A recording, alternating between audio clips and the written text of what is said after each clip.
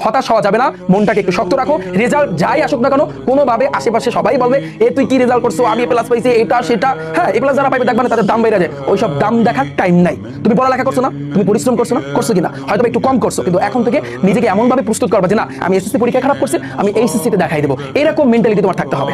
ঠিক আছে, পারা যাবে। একটু স্ট্রং, সবাই স্ট্রং থাকো। এবং অভিভাবকদের উদ্দেশ্যে যারা আমার এই ভিডিওটা দেখতেছেন এবং যারা দেখতেছো, তোমরা তোমাদের অভিভাবকদের কাছে আমার এই ভিডিওটা পৌঁছাই দিও। অনুরোধ আপনাদের কাছে, আপনার সন্তানকে মেন্টালি ভাবে আপনারা প্রেশার দিবেন না। যদি প্রেশার দেন তাহলে কিন্তু দায়ী কিন্তু আপনারা।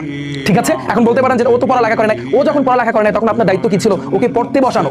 যখন ওই যে মানে কাজের সময় কাজ না করলে কিন্তু সেটার ফল কিন্তু আপনি পাবেন না। এখন যদি সারাদিন বলেন যে তুই পড়ালেখা করছ না, তোর রেজাল্ট এটা কেন আসলো, এটা কিসের জন্য আসলো, তুই প্লাস কেন পাস নাই, এটা যদি সারাদিনও বলেন কোনো কাজে আসবে না। যখন ও পরীক্ষার আগে এক মুহূর্তে 1 মাস আগে ওকে চাপ দিতেন, তখন বলতেন যে তুই বাইরে না গিয়ে এখন পড়তে বস, তখন আপনি কি করছেন? এখন চাপ দিয়ে কোনো দরকার নাই, চাপ দিয়ে কোনো লাভ হবে না। অনুরোধ, আপনারা ওদেরকে মেন্টালি ভাবে সাপোর্ট দেন। বাইরের মানুষ তো সাপোর্ট দিবে না, জীবনও সাপোর্ট দিবে না, এটা জানা কথা। এইভাবে কিন্তু যারা এ প্লাস পাবে না বা যারা খারাপ রেজাল্ট করবে, এক্ষেত্রে কিন্তু এরকম কথা আসবে, চারপাশ দিয়ে কথা আসবে, পাশে পাশে আংটি কথা বলবে, ওগুলো কান দেওয়ার কিছু নাই। বেশি না, তুমি 3 থেকে 4টা দিন একটু যারা যা বলে একটু কানের ভিতরে একটু শোনো, একটু শুনবা, তুমি শুনবা, এবার দেখবা সব একেবারে ঠিক হয়ে যাবে। এই জন্য কোনোভাবেই কোনো ক্রমে ভুল পথে যাওয়া যাবে না। আমি চাচ্ছি আমার প্রত্যেক স্টুডেন্ট কোনোভাবেই যেন এই ভুল পথে না যায়। ওকে।